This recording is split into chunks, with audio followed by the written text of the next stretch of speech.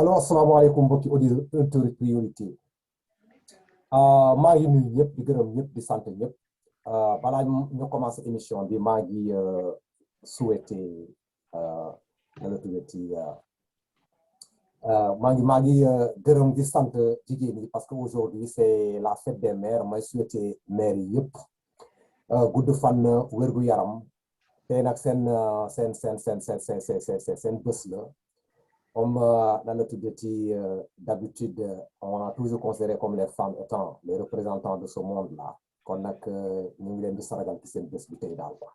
Mamadou, aujourd'hui, c'est la journée, comment dire, là, des mères, quoi, la fête des mères, nous, quoi. Moi, les journées internationales de la femme, la fête des mères, quoi. Qu'on a que nous voulons de santé de même quoi. Et encore aussi, pour vous dire que dans l'émission Priorité ici encore, on a un téléphone pour nous faire en compétition. Ma daal di demander aux gens là nañu def capture d'écran ñu yónnee ma cette photo là comme ça ñu dugal leen ci sélection bi mais apparemment j'ai remarqué qu'il y a beaucoup de gens qui ne viennent pas quoi bon ñu jot a joxe seen tour bëriwul et je me dis exactement bon les gens qui sont déjà abonnés nañu profiter de cette situation là ñu daal di jël capture d'écran ci benn vidéo pour wane exactement fu ñu abonné ci vidéo ñu yónnee ko comme ça ñu def sélection bi quoi donc je pouvais faire le truc là quoi. Le tirage aujourd'hui, mais comme la participation là, elle est moindre là, je lance appel encore aux gens qui sont déjà abonnés. Nous avons une vidéo, nous avons des captures d'écran cette vidéo, le truc là, quoi, cette vidéo là, quoi, qui est mon numéro de téléphone, qui est encore le 202 361 45 7. Vous l'avez vu, plateau avec deux de mes frères. Mamadou Konaté de la France et Joseph Bass encore États-Unis mais présentement en vacances au Sénégal. Nous war a waxtaan tey ci lu jëm ci sport parce que boo leen gisee Joe Bass moom boo ko bëggee am moom daal il faut nga teg football ci kanam quoi boo nee football rek il est toujours présent pour venir discuter quoi. Aujourd'hui le thème bu ñu leen di indil dans le domaine du sport sur le football thème bi c'est le football au Sénégal. Moom la ñu discuter tey avec l'entraîneur Joe Bass sur le plateau parce que quel impôle exactement au Sénégal ce qui se passe là-bas coow li bëri na lool auparavant c'était sur l'entraîneur du Sénégal Aliou Cissé commentaire yi bëri lool ñu di discuter sa compétence est-ce qu'il est temps de continuer avec lui est-ce qu'il n'est pas nécessaire de le changer débat yi jóg na fi léegi nag dugg nañu ci beneen débat encore boo xamee nan le Sénégal actuellement il y a des terrains yoo xamee ne ce sont des terrains qui ne sont pas aptes pour accueillir même les Jeux olympiques là ou les Jeux de la CAN là donc tous ces trucs là ñu ngi fii au niveau du Sénégal pour comprendre cette situation aujourd'hui le plateau de priorité a décidé de prendre Joe Bass encore pour mu ñëw mu éclairer ñu affaire boobu daal situation bi nu mu demee au Sénégal quoi sur le domaine du football Joe mu ngi en ligne fii li may def d'abord dama koy jox la parole mu daal di présenter wu comment dirais-je là aux auditeurs de priorité balaa ñu dugg sur le vif du sujet quoi mais je rappelle encore qu'aujourd'hui le thème d'aujourd'hui bu ñu discuter fii c'est le football au Sénégal les infrastructures et l'organisation technique donc point yooyu la ñuy discuter fii quoi avec Joe Bass quoi pour ñu comprendre exactement ce qui ne va pas au Sénégal quoi dans le domaine du football kon nag Joe jox nañ la kàddu bi comme ça nga adressé wu à la population quoi. waaye jërëjëf monsieur Bakary Camara comme ni ko tàmbalee rek man tamit maa ngi souhaiter happy Mother's Day jigéenu Amérique yëpp man de xam naa ne bokkul Mother's Day bi bokkul fête des mères bu Sénégal ak bu Amérique bokkuñu bés defe naa su ma juumulee tu vois donc mais maa ngi leen di souhaiter bonne fête des mères maman yi nga xam ne ñu ngi suñu jigéen yi nga xam ne ñu ngi biir Amérique ñëpp maa ngi leen souhaiter bonne fête des mères kontaan naa trop man Joe Bass entraîneur de football vivant aux États-Unis bon xaw naa rouler sama boss tuuti fii au Sénégal actuellement je suis au Sénégal en vacances donc pour un problème familial c'est même pas des vacances je suis venu pour retourner après donc kontaan naa trop nekkaat ci panel bi pour waxtaan mbiru football comme ni mu ko doon waxee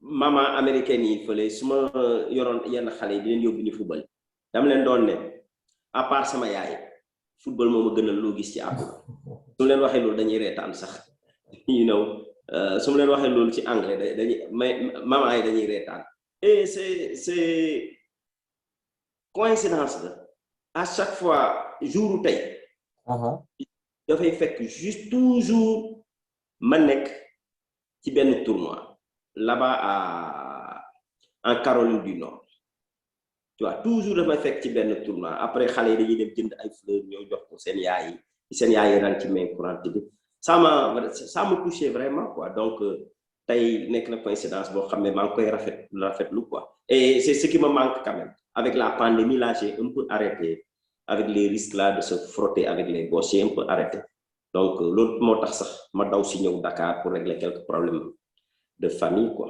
donc maa ngi fii dinañ waxtaanee affaire footballu Sénégal loolu moo ñu ñor te man loolu moo ma ñor comme ni mu ko waxee rek à part sama yaay football moo ma gën a loo gis tu vois soo amee xarit yu baax football la tax nit su ma meree football la tax nit su ma xamee tamit football la tax donc c'est le football qui m'a tout donné su ma amee métier sax football la tax wax naa ko sama benn professeur bi ma recruté woon au CNEPS ma ne ko est-ce que xam nga une chose mu ne ma ne ko xam nga bu may def test pour entrer au CNEPS xam nga ne 20 nga ma def jox mooy Dame Assane Diouf mu ne ma quoi ma jox ma ne ko yow yaa tax ba ma admis CNEPS mu ne 3 fois la ko mos a def dans sa vie ba may nit 20 ma ne ko tu m'as donné 20 donc je remercie le foot c'est grâce au foot que je suis devenu fonctionnaire ensuite je suis devenu encadreur et tout ça là donc le foot donné dama delloo njukkal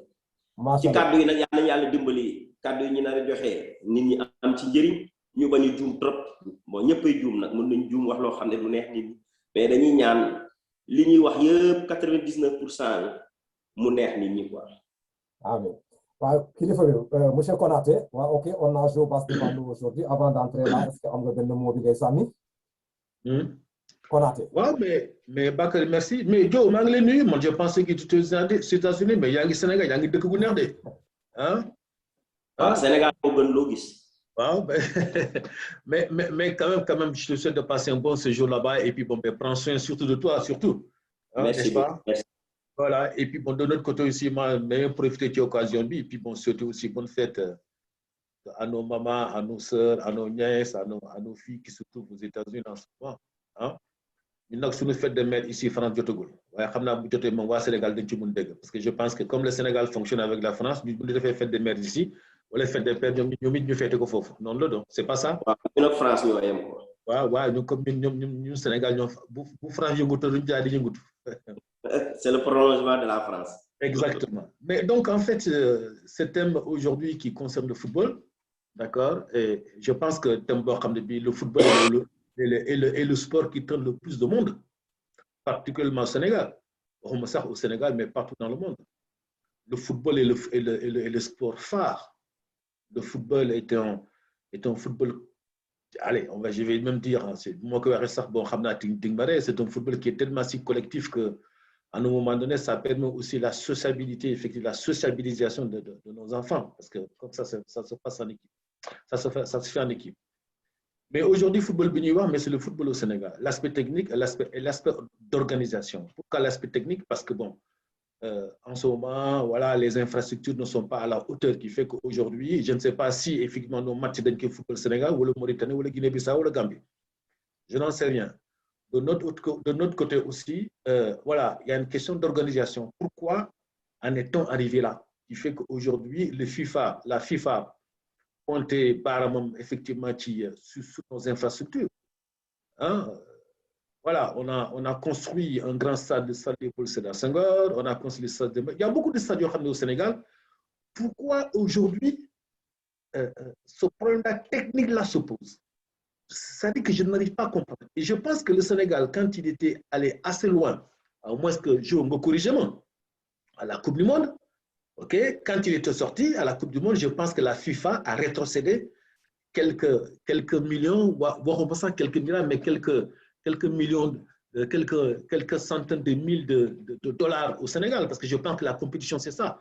Plus tu avances, plus effectivement, bon ben voilà, il y a une certaine somme qui est rétribuée. Voilà.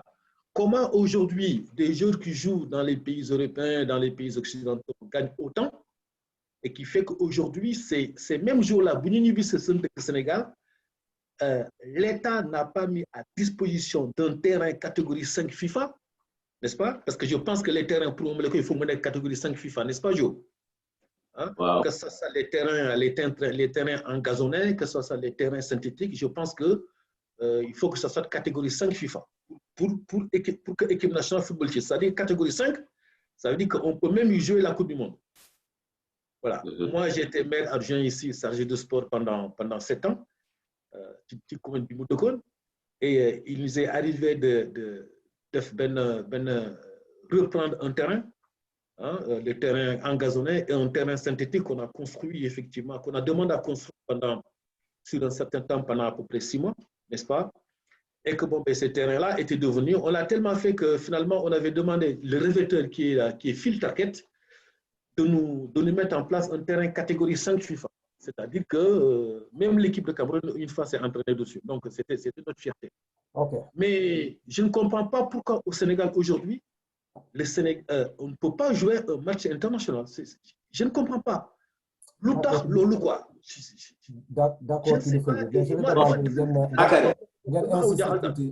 la voix un tout petit peu. Voilà. Et je pense que l'olu devenu parce que je pense que le Sénégal a les moyens tout simplement d'investir dans tout ce qui est complexe sportif. Voilà. Maintenant, après Joe, je pense que toi qui es dans le monde du football, tu vas peut-être nous éclairer par rapport à ça parce que je ne sais pas comment les gens fonctionnent. Hein. Je ne sais pas non plus comment l'État, y compris le ministre effectivement du sport, okay, pourquoi lui, il a attendu jusqu'au moment où FIFA naît, voilà, une s'intéresse, voilà, ça pose problème. D'accord, qu'il faut dire. Okay, Bakary, je vois que Bakary, je vois que Konaté a posé le débat, donc il a un peu interverti les sujets. Donc, il a engagé les problèmes des infrastructures. Je pense qu'on peut continuer sur cette lancée-là. Ah bon, d'accord. Donc, il n'y a pas de problème. Comme il a déjà posé le débat, qu'on a démarché infrastructure, comme d'accord là, ouais. Après, ouais. Comme il l'a dit, tu vois, à chaque fois que Sénégal qualifié, bon, mon fils a commencé. En 2011, j'étais au Sénégal. Il y avait les U17, c'est-à-dire les moins de 17 ans qui jouaient. J'ai commenté le match. Je pense Sénégal contre Cameroun, Togo ou contre quelque chose comme Guinée comme ça. J'ai commenté le match. Le match se jouait à Dembo Diop, je pense. Après, j'ai commenté le match. J'ai dit, c'est une bonne chose, jouer, gagner. C'est une bonne chose. Mais c'est l'arbre qui cache la forêt. On joue à Dembo Diop, on gagne. Ça veut dire que Dembo Diop, ce n'est pas une norme, norme nous gagner la Coupe d'Afrique parce que l'objectif numéro 1 de toute organisation au niveau du football, c'est de gagner une Coupe d'Afrique, quelle que soit la sélection. Mon que sélection senior, bâti sélection olympique, bâti sélection U20, bâti sélection U17. Objectif numéro 1, moi, gagner la Coupe d'Afrique. Je vais idée, pour gagner la Coupe d'Afrique, il faut rétablir Dembo Diop dans ses normes. Du question parce que nous avons affaire rénover. Avant l'accident de Dembo Diop, nous suspendre Dembo Diop. En 2017, nous suspendre. Moi, bi match Mbour contre Ouakam. Mur bi daanu am mort sax ak ay blessés. Moi, nous suspendre. Depuis 2017, on a suspendu le stade Dembo Diop. Mais avant nous, en 2011, j'ai dit, le stade Dembo Diop, on doit raser. On doit raser ça, créer un stade de 3e dimension. Si nous créons, ça nous permettra d'ailleurs de proposer notre candidature à une Coupe d'Afrique, U17 ou bien U20. Si nous jouons pire Grand Dakar, pire Sicap, c'est sûr que nous allons gagner. Parce que, wa Ñaari Tali, wa Grand Dakar, wa Sicap, si nous gagnons, le stade de Fès, disons ban équipe moins taw. suñu naree daje suñu U20 wala suñu U17 yi dinañu permettre ñu gagner au moins benn coupe d'Afrique même si c'est catégorie jeune.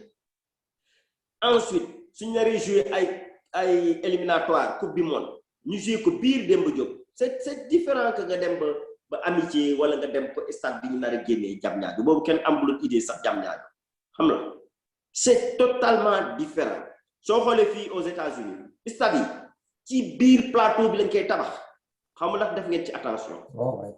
C'est dans les grandes villes au cœur même dañuy déplacer ay espace dinañ déplacer ay infrastructure yoo xam ne dafa am njëriñ mais dañ koy déplacer parce que loolu mooy primordial dañuy bëgg nit ki su génnee hôtelier bi dugg ci stade bi ci biir plateau bi lañ koy tabax mais ñun on a pris bon Diamniadio tu vas me dire Diamniadio am na ñoo xam ne duñ fa mës a def parce que amuñu oto transport en commun du demee noonu parce que dina cher soo naree jël TER bi ba Diamniadio après nga dara fay bien encore le Sénégalais moyen le Sénégalais lambda amul xaalis boobu amul ko donc Demba Diop suñ ko defaroon stade dimension 3 dinañu indil ay résultats yoo xam ne ñu bëri duñ ko yaakaar je pense que dans la vie li ko olof Njaay di waxee rek xel xalaat lay jëriñ le seul problème concernant les infrastructures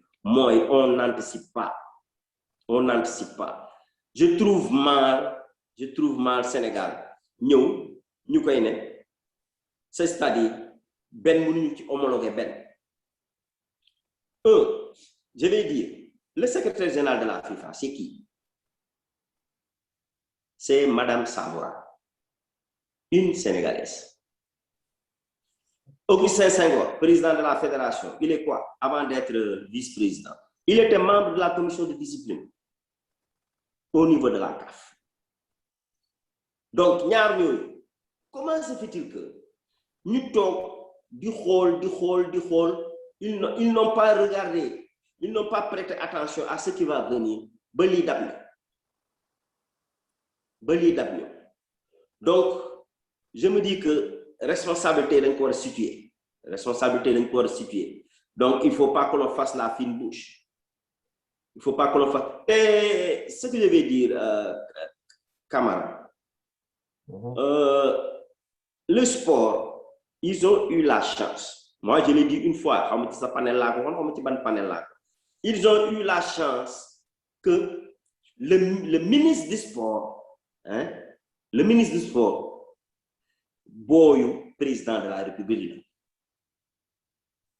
ça veut dire que dina koy beral loxo bañ bëgg da koy beral loxo comment se fait-il que le ministre du sport il est de Fatick le président de la République il est de Fatick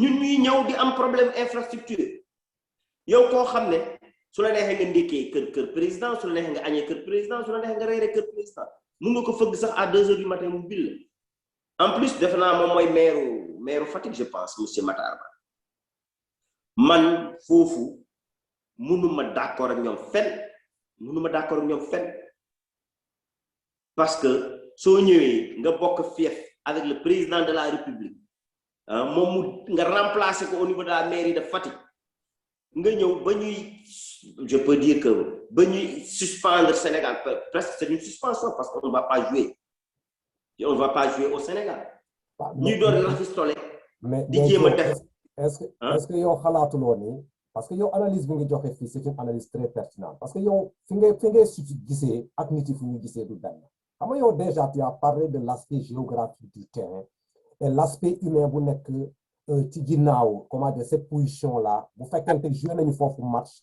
ban impact la war a indi les gens ne voient pas ça su fekkente ñoom gisoon nañu ko yow li nga gisoon tu penses que dañu dévier ce truc là quoi dem def des efforts là au niveau de Diamniadio est-ce que may dégg je crois que war nañu ko concentrer au niveau de Dakar parce que ces paramètres là yi nga wax fii léegi dans le plateau ils n'ont pas vu ça que ne position géographique du terrain même en question là dafa am importance pour l'élaboration d'un terrain quoi boo fekkee da ngaa bëgg gagner ay match mais non pas vu ça léegi j'ai regardé quelqu'un parler au niveau du plateau de Walfadjri c'est pas je fais pas de la pub pour le plateau de Walfadjri le gars il a dit def naa nit dof la ni dof ou bien quelqu'un qui participait au panel. Il a dit le président de la République du Sénégal est très mal conseillé. Il est très mal conseillé. Il est très mal conseillé. Tu sais combien ça nous coûte le stade de Diamniadio, comme tu l'as dit? 150 milliards. C'est pas possible. 150 milliards de francs CFA, cela va nous coûter. Rénovation, qui rase Demba Diop, reprendre, ça ne va pas te coûter 50 milliards. Nous avons stade dimension 3. Pourquoi nous sommes déplacés à 50 km ou 70 km à 60 km de Dakar, alors que le Sénégalais lambda n'aura pas accès à ça? Voilà, belle question. Alors que ce que jouer il faut, il faut amul ay xébaté amul parce que le Sénégal dañuy xébaté so taxawé ci kanam ministre bi mu xol la bay celui-là c'est qui ñu jour basse il représente quoi xamul ne ñi ko wër yow ya leen ëpp xam-xam téeméeri junni yoon ça je le dis et je le maintiens ñi leen jege so defal ndax xamuñu dara tous xamuñu vous m'excusez du terme amna ñoo xamné dañoo sori mais ñoo gëna xam téeméeri junni yoon ñi jege. C'est le problème avec le président de la République, c'est le problème avec le ministre. Le ministre, il me dit, oui, il était à... Je l'ai suivi, ça, je vais mettre mon doigt dedans. Il a été invité à Walfadjri. Cheikh Tidiane Gomis, on sait qu'il a été très critique avec les membres de toutes les fédérations, surtout en particulier le foot. Mais ce jour-là, moi, je n'ai pas reconnu M. Gomis. Presque il caressait le ministre dans le sens du poil. Moi, je ne comprends pas ça. C'était l'occasion pour l'imoudon critiquer dans les 5 dernières années quand le ministre. Mais le ministre, il était à l'aise. Moi, le ministre, ministère, il est un ministre. Moi, je suis technicien. Il va partir. Moi, j'étais là avant qu'il soit là. Ouais. Le ministre Tarba. J'étais là. Depuis 87. On est sorti en 87. Depuis 87, je suis au ministère du Sport. Lui, il est venu après. Et il va partir, moi, je vais rester. J'en suis sûr. Il va partir, moi, je vais rester. Donc, je ne vais pas courber les chines pour voir M. Matarba, jamais. Et puis, ça, j'ai juré dans ma vie. Hein? Moi, je connais les politiciens. 2 fois, on m'a reçu. Vous m'excusez de cette digression-là. 2 fois, j'ai été reçu dans un cabinet de ministre. 2 fois, ils m'ont donné les mêmes répliques. Dans ma demande, il a 24 ans actuellement. Vous êtes ministre, je ne suis pas cabinet. Jamais, je ne suis pas cabinet ministre. J'ai juré ça. Tout le monde a recevoir un conseil technique. Parce qu'il va te dire la même chose, c'est de la politique politicienne. Ouais. Politique politicienne, ils ont des réponses toutes faites. À tout, toutes faites, ouais, ça c'est vrai. Ils ont des réponses toutes faites. Moi, j'ai dit, je ne vais plus mettre mes pieds dans un cabinet ministériel. Dans le bureau d'un ministre, du moins. Je vais avoir conseil technique, mais je vais avoir ministre. Parce que oui, donc, ok, j'ai bien écouté, je vais te mettre en rapport avec l'attaché de cabinet. Falayem. Donc, moi, avec Gomis, je n'étais pas content. Bimounyé, mon sac taxe n'a comme Gomis. Parce que Sénégalais, oui, pourquoi tu parles nommément des gens? Mais si tu es honnête, tu parles nommément des gens. Moi, je l'avais dit. Texte n'a comme Gomis. Donne-moi le numéro, je vais participer directement. Parce que je n'ai pas aimé le fait que Mouira est ministre. Je vais donner le numéro pour me participer. Pour moi, je vais faire une émission. Je vais faire compte. Et je lui en veux. Je vais envoyer une vidéo. Je lui en veux. Pourquoi ministre Bignon, pendant tout le temps, tu faisais des ministre Bignon, tu as kanam, est-ce que tu as dit ben problème concernant les infrastructures. Ben problème parfois dañuy ne ma sama critique da fay xawa day xaw a ñaw dañuy ne parfois sax faraluma Sénégal loolu la ñuy wax mais proche yow est-ce que yow faral nga Sénégal ma ne si faral naa Sénégal parce que mais je suis pas content ñu ne Sénégal numéro 1 Bakary Sénégal monsieur Konaté Bakary kii le Sénégal est numéro 1 en Afrique numéro 20 au monde. Tu crois qu'on mérite ça alors qu'on n'a même pas un terrain là où jouer? J'ai dit non, c'est pas normal. Man, tu me compte dans les instances de décision de la FIFA, je change le ranking. Nous en anglais. Dañ koy changer. Dañuy def comme nous def. Tu sais, tu n'as jamais fait le concours de préparatoire de l'école militaire de Saint-Louis. Britannique. Autrefois, je ne sais pas si nous avons changé ça. Britannique. Si tu as 12 ans ou 11 ans, tu as Britannique, concours britannique. Si ton papa est officier, on te donne des points en avance. Pourquoi? Parce que nous, ça papa, discipline militaire, soldat, discipline militaire, moi, je tu es déjà habitué à la discipline militaire. À la discipline, effectivement, oui, je vois. Donc, on a des points en avance. On a des bonus. En revenant au football, l'Égypte a gagné 5 fois la Coupe d'Afrique. Est-ce que tu trouves normal Sénégal de l'Égypte? Sénégal de Nigeria, dañu waron def FIFA dafa waron def pour gagner Coupe du monde, pour gagner Coupe d'Afrique, tu as tant de points en avance sur les autres. Ranking ñom ñu koy défé dañuy def so gagné so dajé Djibouti, so dajé du moins Soudan, nga gagné ko am nga 2 points. Nga dajé Lesotho, nga gagné ko am nga 1 point. So dajé Brésil, nga door ko am nga 5 points. Je donne des exemples. Le Sénégal, tu sais comment ils font? Ils s'arrangent à jouer comme ils ont une avance sur les autres parce que depuis Coupe du Monde 2002, on est en avance sur les autres. Ils s'arrangent, ils s'arrangent à jouer avec des nations de faibles,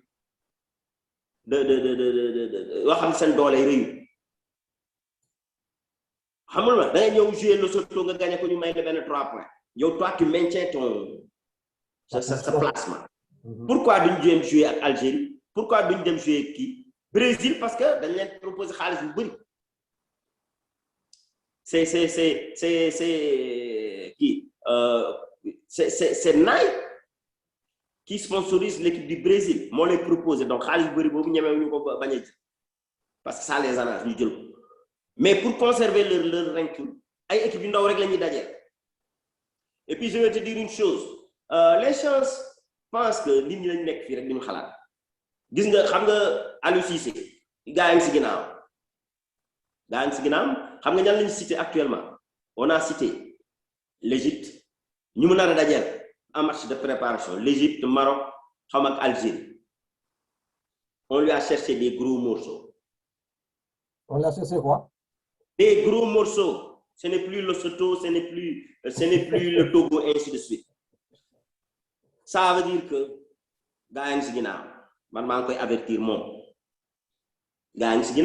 c'est pas gratuit. Ils n'ont jamais fait ça. 3 grandes nations de foot. Sénégal, Moussoul Tegle di jouer match amicaux avec ces gens-là. Moussoul Am. C'est que parfois, il vient d'où? Moi, depuis que je suis judo, tu connais le football là, judo, connais le football là, magué. Je fais partie des premiers élèves des premières écoles de football du Sénégal. Créé par la Ligue régionale de Dakar. Boutan et Cap-Vert le tout. Je fais partie, j'ai les photos ici. Si je suis à mon temps, sama photo, sama téléphone. L'IFI am fekkee naa lépp lu fi mës a am plus que le président de la fédération. Ñoom ñëpp dañ leen di défier.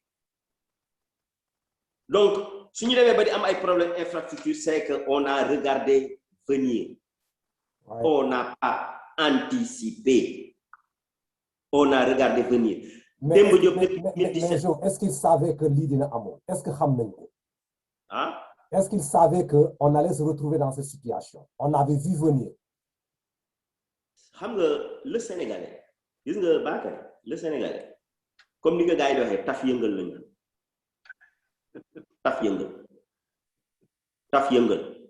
Ça veut dire que oui, on a Samoura, secrétaire général FIFA.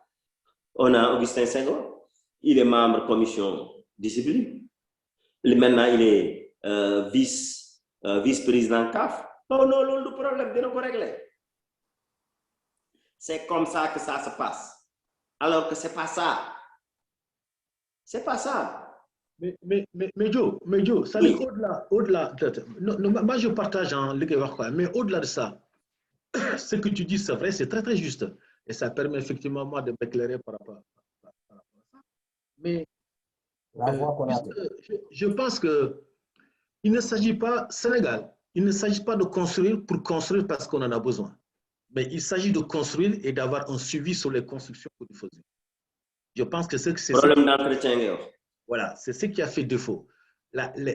On parle de vétusté de stade qui fait qu'aujourd'hui, l'équipe nationale du football, et puis d'ailleurs, le Sénégal ne peut pas accueillir une autre nation pour venir jouer sur des terrains qui sont vétustes, qui n'ont pas été entretenus.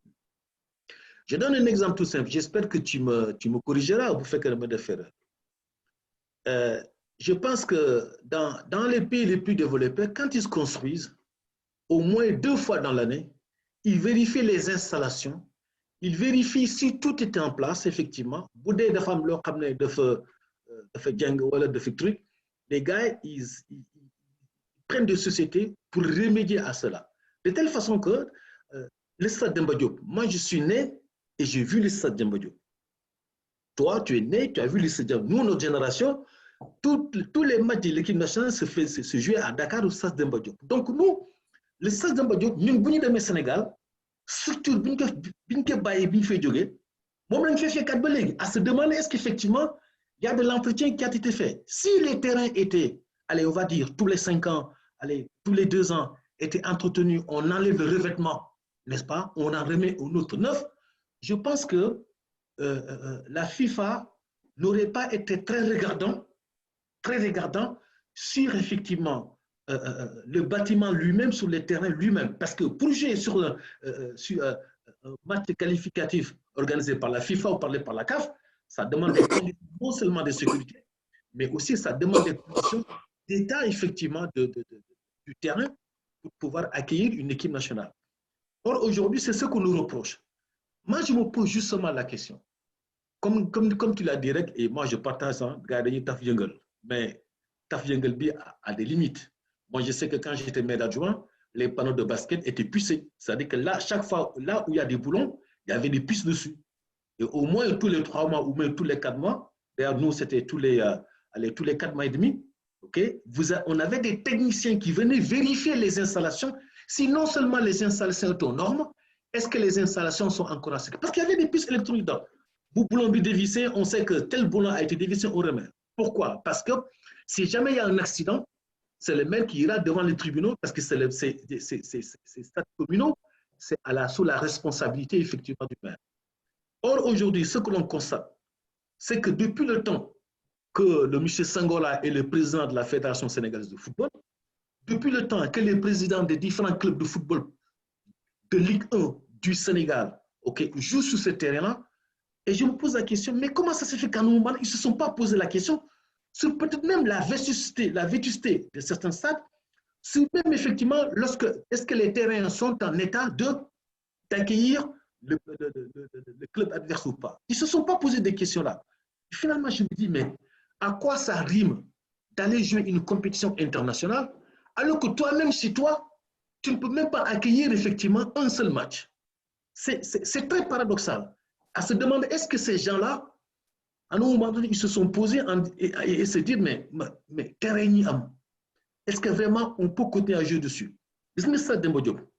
Comme tu dis là, aujourd'hui, buñ ko non réformer, ok, buñ ko non défarat, comme ni def taf jëngal, ça allait être beaucoup plus cher que si on avait rasé complètement le stade et construit un stade neuf. Et là, sur ce côté-là, je suis tout à fait d'accord avec toi.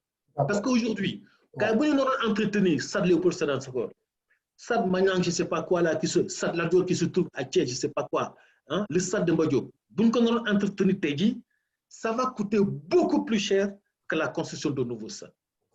Et donc, je pense que ça c'est quand même important. Et là, tu l'as souligné. Moi, je pense que man daal affaire bi jaaxal na ma quoi. waaw d'accord sincèrement. Sur ce point bien précis là question yi ngay demandé nii je crois que man dinaa jàll ci le deuxième point là quoi infrastructure organisation technique bi parce que je crois que su fekkente à mon entendement là ñu ne organisation technique je crois que tous ces trucs là quoi les infrastructures et tout ce qui s'ensuit les gens qui se trouvent dans le domaine technique là waroon na nekk ci seen pôle de réflexion quoi bu fekkente y a des choses qui ne vont pas parce que ils ne peuvent pas travailler dans le domaine technique là et que les infrastructures là ñu ignorer ko lépp évaluation bu ñuy def ci seen liggéey technique bi je crois que l'infrastructure peut faire partie de leur réflexion quoi ci sama xalaat bopp maintenant pour comment dirais-je là demander une question à jour là ci organisation technique bi lan mooy le rôle du directeur technique national là ci benn équipe. Voilà donc ñu ngi dugg ci domaine technique. Concernant l'organisation du football. Gis nga Sénégal toujours dañuy mélanger pédales yi parce que les gens ne sont pas très bien renseignés, tu vois, et les gens ils jouent sur l'ignorance de la masse pour jouer leur propre jeu lu leen arrangé xam la rôle directeur technique rôle directeur technique mooy dafa war a massifier le football dafa war a massifier le football ci suuf ba ci kaw à l'élite ça veut dire que moom moo war a def tout nit ñi football neex leen moom moo war a def tout football am ay nit yoo xam ne ñooy tàggat xale yeeg mag yi dafa war a def tout pour fi ñuy tàggatee mag yeeg xale yi ñu am espace boo xam ne dina leen amal njëriñ mais qu'est-ce qu'on trouve actuellement qu'est-ce qu'on voit actuellement gis naa yenn journaliste di ko kaas ñu ne directeur technique bi kuy ñëw sax match championnat. Il y a combien de directeurs techniques au Sénégal sur le plan footballistique? Il y a un seul directeur technique national. Mais c'est pas normal ça. Il faut sans le nommer. Mayacine Mar. Après Mayacine Mar, il y a les conseillers techniques régionaux. Après les conseillers techniques régionaux, il y a les conseillers techniques départementaux. Man, avant d'aller aux États-Unis, j'ai été nommé conseiller technique départemental de Guédiawaye. Je n'ai même pas pris fonction après ma départ. Je comprends. J'ai toujours ma carte avec moi. C'est le rôle, le massifier. C'est de massifier. Mais là, nous avons une équipe A. Comme je l'ai dit, parfois, nous avons des football la ñuy juddoo comme man ni ma ko waxee nii des gars comme moi football la ñuy dundee man fekkee naa fi benn querelle au temps de Mitchi Mama Sow était directeur technique am na match bu ñu joué l'équipe n'était pas très bien ñuy xaw a laam-laam est-ce que dañ qualifié wala duñ qualifié Mama Sow a fait une déclaration mu ne moom il n'est pas comptable des résultats de l'équipe nationale A. Effectivement, c'est la vérité. Mayacine Mar, actuellement, il s'implique, mais il n'est pas comptable des résultats de l'équipe nationale. C'est pas son rôle. C'est pas son rôle. Son rôle, c'est intéresser la masse, des préformations, des formations. L'équipe nationale A, c'est l'élite. Donc, ça veut dire que l'IGM, pareil, non. Son rôle, il faut succéder.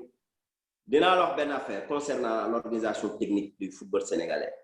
Il faut succéder. On avait Peter Sniger. Peter, il a été directeur technique. Avant lui, je pense qu'il y avait Lamine. Après, il y avait Mama Sow. Après, il y avait Amsatou Fall. Maintenant, on a Mayacine Mar. Si nous regardons, je vais être très critique envers ces gens-là. Si nous regardons, dinane, quand mon fils baille ben héritage pour le football sénégalais, parmi Lamine Dieng, Peter, l'Allemand, Mamasso, Amsatou Fall, Maya Sidma, qui a laissé un héritage. Un seul, mooy tubaab bi. te ci loolu la ñuy dox ba léegi ba sànq à partir de 2000 bon Peter il était entraîneur national en même temps directeur technique à partir de 2000. C'est-à-dire que tu veux dire que le blanc, c'est le blanc qui a éclairé effectivement. C'est lui qui a tracé la voie. D'accord. Pour héritage boobu rek la ñu am léegi moi je vais poser la question ñoom dinañ jot ci vidéo je pose la question à Maya Silma. Il faut qu'on soit critique. À Maya Silma, quel est l'héritage qu'il va laisser pour le football sénégalais? Il a fait presque 10 ans au niveau de la direction. Quel est l'héritage qu'il va nous laisser? Dama wax junior yi ñu door a démarrer il y a 2 semaines. Cadet yi je ne sais même pas. Est-ce que démarrer war a démarrer tu as su déggatu ko alors que tu as su fait partie de la massification du football. Yow gis nga France dañuy jouer sport scolaire dañ koy jouer ba léegi. États-Unis qui Bakary du ma bàyyi may wax lu ma neex. États-Unis on ne recrute pas un professionnel dans la rue jamais. On te recrute à partir d'une université. Ku amul bac doo nekk professionnel. Aux États-Unis c'est comme ça. Mooy le système de draft. Oui.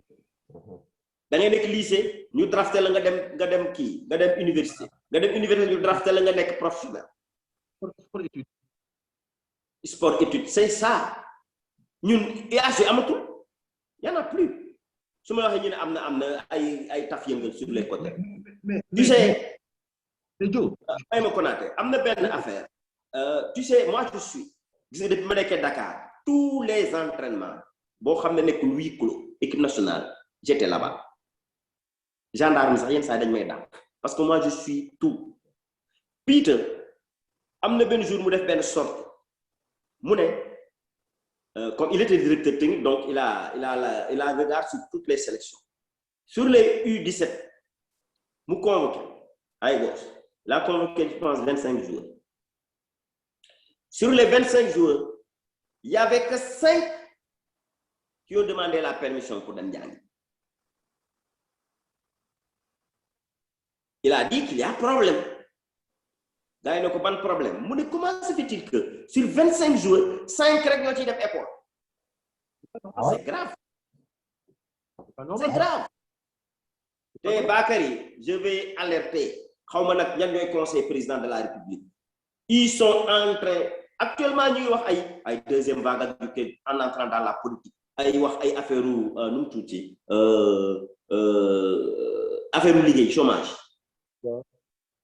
Mais parfois le football actuellement est une machine à créer des chômeurs. Sur 1000 gosses qui jouent, peut-être il y a que 30 qui seront professionnels. Et sur 1000 gosses qui jouent U17, hein, il y a que peut-être 20 qui vont à l'école. C'est pas possible. Man, je suis un directeur technique. Et ce que je dis, tu sais pourquoi, Camara? Ils les font s'entraîner, ils les font s'entraîner le matin. Nan nga mën a entraîner le matin après dem école. Tout du lundi au vendredi, ils s'entraînent le matin. Matarba, il est au courant. Maya Silmar, il est au courant. Augustin Senghor, il est au courant. Pourquoi le président de la République n'est pas au courant? C'est pas normal ça. Peter, il avait refusé ça. Donc, ni prospérer, chômage, le football en fait partie. Le football en fait partie. Je parle que de U17, hein. Mais parce que c'est catégorie de jeunes. Mais Joe, est-ce que ces gamins, excuse-moi, est-ce que ces gamins-là, ils sont en centre ou pas? Parce que s'ils sont en centre, normalement, l'école doit se déplacer dans ce centre-là. Ben oui. Reprends la question. Si les gamins ici dans un centre de formation, par exemple, ils sont au club du PSG ou bien de Lyon ou je ne sais pas moi de Lille ou de Rennes, ok? S'ils sont au centre de formation, l'école se déplace dans le centre de formation. S'ils sont en pleine formation, ils sont dans le centre Dans la journée, ils vont à l'école, ils ont un emploi du temps aménagé qui fait que le gamin, il va s'entraîner, en même temps, il fait du sport. Mais Ok, si moi je au Sénégal. Je vais comprendre Joe li mu wax dafa ne xale yow jànguñu demuñu école. Mais c'est ce qui n'est pas normal. C'est là où quand on dirait que je rêve. Mais c'est pour ça que ces enfants-là seront admis dans ces trucs-là, quoi, dans ces clubs-là, et que nous baillons cette éducation en marche, quoi. Mais c'est pour ça que je dis, normalement, soit l'école se déplace dans le centre, ou bien les gamins, ils vont à l'école, nous aménageons effectivement un emploi de temps. Toi, tu parles d'un truc un peu spécial. Djamba, les gosses sont internés. Oui. Donc, amuñu problème. Oui. Génération foot, les gosses sont internés, amuñu problème. Mais les autres académies extérieures, nous avons une infrastructure. On fait jouer les gosses le matin, on les fait s'entraîner le matin. Club yu ndaw yenn club yi comme Jaraaf Dia du ma ne club yu ndaw les clubs classiques là Jaraaf Dia Jal Diop Ouakam et les gosses de moins de 17 ans ils s'entraînent le matin. Laaj naa man du ma wax lu ma xamul de dama laajte sama benn boy entraîné ma ne ko boy pourquoi ngeen entraîne le matin mu ne ma woy y a pas assez de terrain. Mu ne ma y a pas assez de terrain soo entraîné wu le matin le soir soo ñëwee ñi moom terrain duñ la awaat. La faute à qui? Je vous repose la question. La faute c'est à qui? La faute c'est à qui? C'est à qui la faute? La faute à qui? Est-ce que ça ne conduit pas à l'autre question? Oui, on va créer 5 000 emplois, mais ça ne servira à rien. On m'excuse. Parce que le football est en train de créer des chômeurs. D'accord. Sur les 1000 postes, 30 ñoo ciy nekk professionnels. Su bëree. Joe, tu as déjà parlé du rôle du directeur technique national. Maintenant, la mission première de la direction technique maintenant, quoi. La mission première. Est-ce que vous avez une mission première? Mission, moi, nous mettre en place la politique bi nga xam ne fédération moo ko jox. Non, attends, Joe. Avant de continuer là, je vais revenir sur un truc. Parce que ce que tu me dis là, moi, ça m'interpelle. Et je vais mettre le doigt peut-être que sur quelque chose, peut-être qu'on n'en parle pas au Sénégal, et ainsi de suite. Sénégal, l'équipe nationale gagnante, et ainsi de suite. Mais on ne parle jamais de politique sportive. Elle est où cette politique sportive-là qui fait que ça peut remédier à beaucoup de... Ben oui, parce qu'à un moment donné, politique sportive, il faut que nous mettions sur la table. Non, mais parce qu'il faut la comprendre, quoi. C'est là-bas où je... Oui, parce que... Mais Joe, ici, là, moi je dis, même en France ici, les petits clubs des communes là, les petits clubs amateurs là, ils ont une politique sportive interne au club. Mais maintenant, après, tous ces clubs-là, la ville va élaborer une politique sportive de la ville. Et tout le monde va s'aligner sur cette politique sportive-là, qui fait qu'il n'y a pas de difficulté. Tout le monde sait qui fait quoi, tout le monde sait qui finance, tout le monde sait qui recrute. Il y a un problème, ça vient d'où? On sait, comme tu disais tout à l'heure en disant, il faut que les responsabilités soient partagées. Moi, je suis tout à fait d'accord avec toi quand tu dis ça. Mais ici, les responsabilités ne peuvent pas être partagées parce qu'ils savent exactement le problème se situe à tel niveau. Et ici, c'est Bakary Kamara qui est à la tête de ce niveau-là. C'est Bakary Kamara qui viendra s'expliquer devant les conseils municipaux. Mais il y a tel problème qui se passe. Mais comment ça se fait qu'on en est arrivé là? Parce qu'ici, ils ont des lois sportives qui sont hyper encadrées, y compris aux États-Unis. Parce que aux États-Unis, je prends l'exemple, vous qui êtes aux États-Unis là, dans le monde du basket, on voit bien que mais de Fadjarion, c'est bien structuré, les gens ils savent ce qu'ils font. Il n'y a pas de qui mord de flics, les gens ils savent. Dans les pays les plus développés où effectivement le sport est roi, pas fortement que le foot, l'ensemble des activités sportives sont effectivement mises en place, mais c'est hyper cadré par des lois. Moi, c'est un chargé de sport. Mais le jour où effectivement j'ai pris fonction au service de sport, le directeur du service m'a dit, M. Konaté, je vous dis un truc. Il n'y a pas plus cadré que le sport en France. Il m'a sorti de cette loi. J'ai failli devenir fou. Parce que c'était un monde que je venais juste de découvrir. Pour moi, le sport, ben voilà, il y a les associations, ainsi de suite. C'est que Bakary Kamara dit, et que moi, la question que je pose, aujourd'hui, y a-t-il une politique sportive qui a été déclinée par l'ensemble, effectivement, des fédérations, que ce soit de hand, de foot, aujourd'hui c'est le foot qui nous intéresse. Est-ce que les clubs de foot au Sénégal, comment dirais-je, Casa Sport, hein, Linguère, est-ce que tous ces clubs-là, à un moment donné, se sont dit on va mettre en place une politique sportive concernant uniquement le football? Ouais, d'accord. Moi, c'est ça qui je crois que faut le qui dit quoi. Parce que lorsqu'on me demande la question, la mission première de la direction technique, quoi. Peut-être que vous expliquer non, on comprendra exactement comment ce football-là est géré et organisé au Sénégal, quoi. Vous faites pour comprendre, quoi, nous expliquer le rôle d'abord, après c'est ce qui se passe au Sénégal, quoi. Non. Nous pas jouer d'un quoi, qui réponse bon, quoi. La mission, nous attribuer direction technique, moins massification, formation des cadres et entretien de l'équipe. C'est une mission. Mais mission, c'est la fédération, direction technique. Li ak li lañu bëgg dans les 4 ans à venir ou bien dans les 2 ans à venir. Ah, mais voilà. Mais voilà. Je vais te dire une chose, monsieur Konaté. Oui. Parce que man damay waxtaan ak sama boy man sama ancien joueur yépp légui ay entraîneur man leen mais yeen premier degré kañ ngeen ko jëdé def xam nga kañ lañ gëjë def premier degré depuis 2017. Je te le jure. Depuis 2017.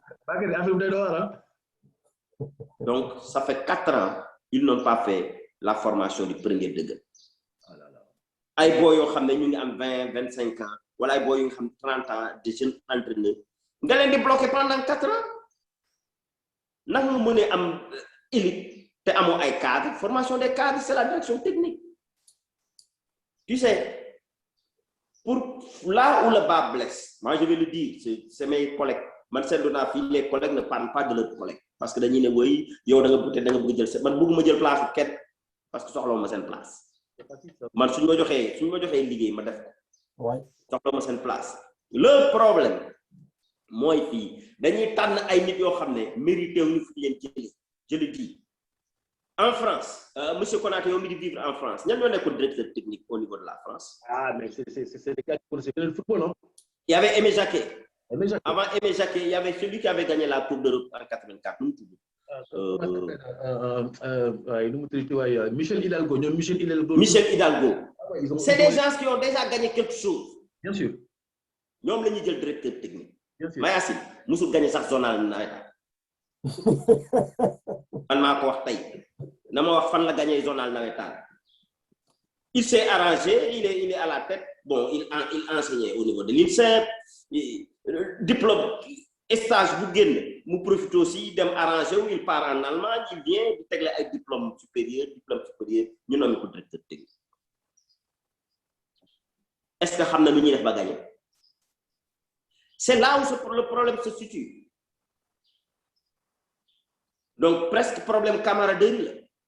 Joseph Koto, c'est un ami. C'est mon tourando. Joseph Koto, Moussoul gagné Nawetan. Minime, ça, Moussoul gagné. Cadet, Nawetan, Moussoul gagné. On lui donne U20, U23, comme là. Avec ça, vous dites que vous avez des ambitions. Les ambitions, zéro. Ambition, zéro. Ouais. Parce que si tu prends des gens qui ne savent pas comment gagner, comment peux-tu gagner? Yow suñu la jëlal mbeur bo xamné am nga chance gagner actuellement sur les poids lourds ñi ngay jëk jël Eumeu Sène ngay jël Balla Gaye 2 ak boy bi nek Parcelles ñom ngay ñett ñoo ñi ngay jëk jël kenn dañ ci jël kenn mu wul né am nga chance pour gagner mais do dem jël Yawou Dia qu'il m'excuse. C'est ça le problème du foot du Sénégal c'est là-bas dafa am ñoo xamné Bakary je le dis aujourd'hui dafa ne am ñoo xam ne seen ambition personnelle moo leen gën a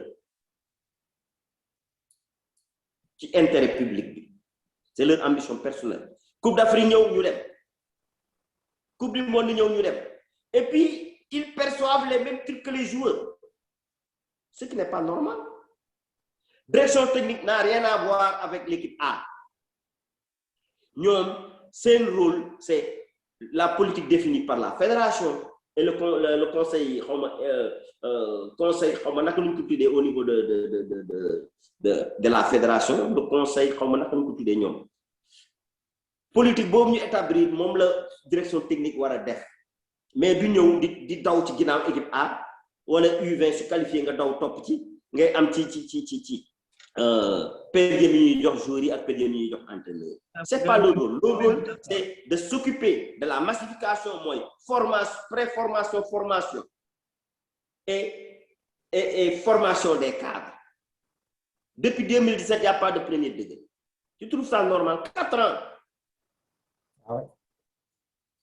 C'est normal ça. C'est grave. Oui, c'est grave. Le ministre il va me dire qu'il ne sait pas. Il est au courant, donc il est responsable aussi. Le ministre il est responsable. Les présidents on a une masse de jeunes qui n'ont pas de boulot et ils sont tous responsables. C'est des créateurs de chômeurs. Le football, il crée des chômeurs, le football. Boy nañu bàyyi jàng pour dem football. Ñooñu du ñay chômeur. waaw léegi nag yaa ngi dugg ci responsabilité nga dégg nga le ministre est responsable léegi comment dire est-ce que mën nga taxaw ci point bi nga élaborer exactement. gis nga Bakary man dinaa la wax benn affaire. dugal dans les responsabilités quoi. Où se situe responsabilité numéro 1. Ouais. C'est le ministre. Ok. Le ministre. C'est parce que il suit pas ce que les gens font. Organigramme bi suivre. Tu as des fédérations. Les fédérations. Est-ce que nous devons faire le war pour... Tu sais, le sport, c'est un cadre d'éducation. Le sport, ce n'est pas un cadre à créer des chômeurs ou bien des délinquants. Support d'éducation, le sport. Le football, si on veut créer des chômeurs, c'est de futurs délinquants. Ouais. Coup entraîner finalement. Même le regard, la lutte. Bibi événement yi amé ñan lañu jël pour ñu ñëw taxaw ci mbéd bi di door xalé. C'est des anciens lutteurs ou bien des lutteurs actuels. Ñu yoré seen yat di door xalé. Nit ñi duñu gis lool. Moi la politique ça ne m'intéresse pas. Mais nit ñi duñu gis lool. Le sport c'est un support d'éducation. Wa muy handball muy football, muy volley. Pour ce qui nous intéresse, c'est le foot. Wala ñu bàyyi le football muy déverser ay chômeurs dans la rue. C'est pas normal. C'est pas normal. Man, dinaa wax benn affaire. Suñ ma joxoon, par exemple, un département comme Guédiawaye, ou bien un département comme le département de Kédougou. On me donne ces départements-là pour 3 mois. 3 mois là, de 90 jours. Tout va changer. On va jouer au foot des minimes jusqu'aux juniors. Ñëpp dinañ jouer. Tout le monde va jouer en temps réel et en temps normal. Man maa ko wax. Si directeur technique Mayacine Ma dina ma dégg na ma woo ma wax ko comment faire. Ah oui, c'est plus simple, c'est très simple que ça. Na ma woo ma wax ko comment faire. Mu jox ma benn département comme ni ñu koy waxatee comme département petit rek je sais pas comment on dit ça encore comme département témoin hein comme tu wër ay kër benn maison témoin la ñuy wax di visiter ñu ne yeneen kër yi nii la mel na ma jox comme département témoin mu jox ma Guédiawaye wala Kédougou moi je connais Guédiawaye je connais Kédougou parce que j'ai fait Kédougou 4 ans na ma yóbbu Kédougou pour 3 mois 90 jours. Je change le tout. Tout. Moi, je vais Kédougou comme maître d'éducation physique. Au départ, quand on jouait, on allait à la commune pour emprunter des équipements. Les équipements, ils mais bien fait 3 mois après, bien qu'on oublie octobre, novembre, décembre, janvier, c'est la commune qui venait emprunter des équipements chez nous au niveau du CES. Ouais. Est-ce que tu vois? C'est ça. Il faut avoir l'esprit innovateur. Il faut savoir réfléchir. Mais vous n'y aurez pas, ah man des filles, je suis là comme prédication, ce n'est pas mon problème. Non! Denis sol maillot short bas du kaw ba ci souf ñaari jeu. C'est la commune qui venait emprunter. Autrefois, ñom maillot rek lañu doon avant ay jaune vert. la commune de Kédougou mais après ñoom ci ñun lañ doon ñëw àbb suñuy dem football yi yenn kii régionaliste ci ñun lañ doon ñëw di àbb au niveau du CS. Mais Diobas, moi tu m'interpelles par rapport à ça veut dire que la commune, le maire, lui, il ne développe pas le sport dans sa commune. C'est ce que tu es en train de me dire au fond. Parce qu'une commune qui, normalement, quand il y a une section sportive, okay, une association sportive qui a été créée, la commune doit faire de telle façon que cette association-là se puisse développer dans le cadre de ses activités. Mais vous faites qu'une commune, moins d'un bout d'Abemayo, dans les associations ou dans les clubs déjà qui sont mis en place, CSS, école. C'est très problématique ça. C'est très problématique. Encore une fois de plus, on va glisser un petit peu sur le plan politique. Ça veut dire quoi? Ça veut dire que les maires, souvent, ne développent pas des sections sportives, différentes sections. On me sort le foot, hein, parce que le foot qui nous concerne aujourd'hui, les différentes sections sportives de sa ville. Moi, ça m'interpelle.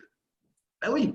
Quand on te laisse continuer, première responsabilité, c'est le ministre. Et quoi encore?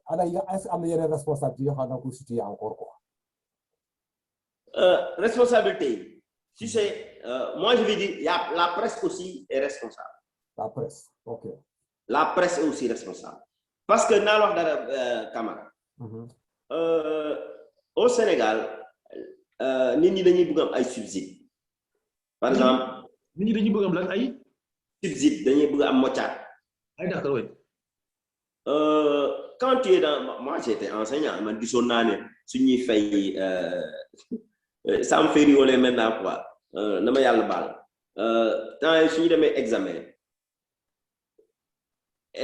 ay bac fel yam yi ñu doon fay suñu démé office du bac pour fayé ko gaay dañ doon xex sax pour rang dañ doon xex pour 30 000 francs ma la jitu ma lañu dorante ay pour paye ça me fait rigoler 30 000 francs CFA.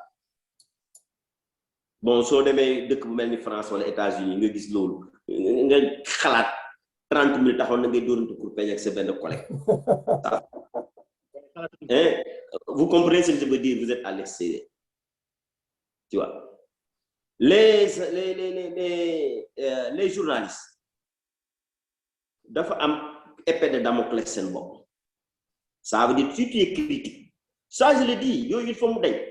Si tu es critique envers la fédération ou bien envers le ministre, équipe nationale discipline bi ngay dox yow kii bi le journaliste équipe nationale suy voyager d'habitude suy voyager dañuy tànn ay journalistes boole leen si. C'est le ministre du sport qui prend en charge ces gens-là seen billet léegi yow si tu es critique kenn du la jox billet. Tu vois. C'est là où se trouve le problème. Moo tax ma ne les patrons de presse dañu war a indépendant. Coupe d'Afrique su amee ñu seen billet bopp. ñu dem. Fayal seen journaliste yu dem. U17 suñu naree dem coupe du monde ñu seen billet bopp jox seen journaliste yu dem. Mais bu ñu xaar état bi ñëw oui bon donc on a 10 billets à ventiler sur les différents journalistes. C'est là où se trouve le problème. C'est là où se trouve le problème. Moo tax ils seront jamais critiques. Ils seront jamais critiques envers l'organisation, que ce soit technique ou administrative des différentes fédérations. C'est là où se trouve le problème. Donc,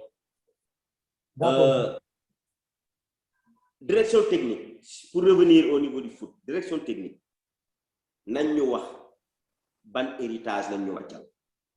Ok, quel héritage? Nañ ñu wax ban héritage lañ ñu wàccal. Qu'est-ce qu'ils ont fait de spécial loo xam ne dina changer le football Sénégal? Moi je leur pose cette question. Comme je l'ai dit, nañ ma may 3 mois jox ma benn département, je change tout. Ñëpp dinañ football. Ouais. 12 D'accord. ci U13 moins de 13 ans ba junior ñëppay jouer. À temps réel et en temps normal.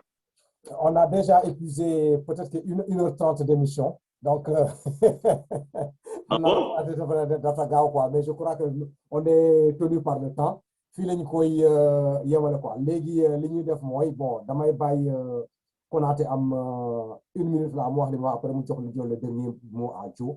Comme ça loo xamee ne daf ko bëgg a wax rek mu wax ko daal. Konaté, vas-y. Mais moi, j'ai pas pu développer d'ailleurs ce que je voulais dire, mais bon, parce qu'on est en face de nous aujourd'hui, ben, un spécialiste dans le monde du football. Donc, il fallait qu'il nous livre son sentiment par rapport au foot sénégalais, surtout comme on dit Sénégal, n'est-ce pas? Mais en termes de responsabilité, ce que je dis, je comprends par là que les gars, ils n'ont pas bossé sur le plan sportif et qu'il n'y a pas vraiment une véritable réelle de politique sportive dans ce sens-là. Pas forcément le foot, parce que c'est le foot qui nous intéresse aujourd'hui. Mais quand ils regardent au fond, quasiment, gars, ils de basket très souvent, Sénégal gagne. Le basket, ça nous a gagné le Sénégal plusieurs fois à la Coupe d'Afrique des Nations, aussi bien les hommes que les filles. Mais dans le foot, ok, bon, on a été qualifié dernièrement jusqu'en finale et puis bon, on s'est fait battre par l'Algérie. Voilà. Mais je constate tout simplement que ça fait, allez, on va dire une dizaine d'années, voire même plus. Je pense que c'est toujours les mêmes hommes qu'on reconduit. Hein, ils sont toujours reconduits et on va toujours les mêmes travers. D'accord? Les mêmes travers jusqu'à effectivement à ce que la FIFA nous dit qu'en fait que les installations ne sont pas des installations dignes de recevoir effectivement un match de football sur le plan international parce que bon, ben, ils ne sont pas dans les objectifs de la FIFA. Voilà. Mais je pense que Nico Djouaré, non seulement c'est très très grave parce que bon, voilà, si effectivement les gars ils ne s'accordent pas leur violon, ok, de travailler sur tous les, à la limite de travailler sur tous les plateaux, parce que le sport c'est ça aussi, c'est de travailler sur le plateau, à la fois le plateau technique national, à la fois le plateau des infrastructures, à la fois le plateau d'organisation, à la fois le plateau du suivi. Je disais tout à l'heure qu'il ne s'agit pas de construire, mais bon, demain, ce stade aussi, mais il faudrait que de temps en temps, tu regardes effectivement, est-ce que l'aspect sécurité est en place ou pas, n'est-ce pas? Maintenant, sur le plan purement sportif, je pense qu'il y a eu de loupé. Gars, ils de compétition, ils sont illimités. Voilà. Alors qu'on a des éducateurs sportifs. Hein? Joe en est un qui est en face de nous. Hein? Je pense que gars, ils ne s'appuient pas réellement sur des spécialistes du football et qui sont là, qui n'attendent que ça, effectivement, pour permettre de tirer le Sénégal vers le haut sur le plan sportif. C'est ce que Joe dit, c'est ce que je ressens. Voilà. Ok, merci Konaté. Joe, vous avez le dernier mot. Bon, ce que je dis, bon, tu sais, Magi djegul ci yenn kàddu yi parce que man je suis un passionné du foot. Donc lépp li may wax ni dama ko dund, comme je l'ai dit au départ, lépp dama ko dund. Ñi nga xam ne noyé naa leen cité naa leen ñoom ñëpp xam nañ ma. Xam nañ ne li may wax ni dama ko dund. Te c'est pas un défi. Suñu bëggee explication nañ ma woo. Moi, je vais m'expliquer. J'aimerais bien que le directeur technique, d'ailleurs, je le dis ici, ouais. Ou bien le ministre, le conseil technique, le président de la Fédé, mais tu vois. Donc, comme je suis un passionné, donc je ne vais pas regarder le fruit pourri. Dama bëgg jambat suñu naré recommencer sax ñu recommencer ñu jambat ko affaire yi meñ ñu am fruit yo xamné dinañu amal njëriñ ci suñu nation té suñu passion moy football ñun ñëpp ñu gis ni suñu bopp. Merci beaucoup monsieur Kamara. D'accord, merci Joe, merci Mamadou Konaté. Je crois que le message a passé. Les gens prêteront attention. C'est le défaut du Sénégalais. Tu verras des gens qui connaissent, ils veulent amener leur expertise, mais ils ne sont jamais écoutés. C'est le problème. Ce n'est pas dans ton domaine seulement.